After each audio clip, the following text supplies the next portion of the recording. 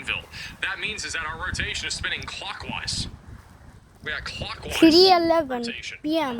That is not typical, by the way, for tornadoes. A new tornado warning. We have a tornado warning in Wisconsin for Fond du Lac County. That's going to be up near the Fond du Lac area. This is near Eden, Armstrong, Mount Calvary, and St. Peter. If you are in this tornado warning, you need to be taking shelter now, putting as many walls between you from the outside as possible. You've got to get away from windows, and you've got to get to the lowest floor possible. That rotation there is embedded in this line right now near Eden, and that's going to go right up towards Mount Calvary and St. Peter over the next 2 minutes, just west of Plymouth.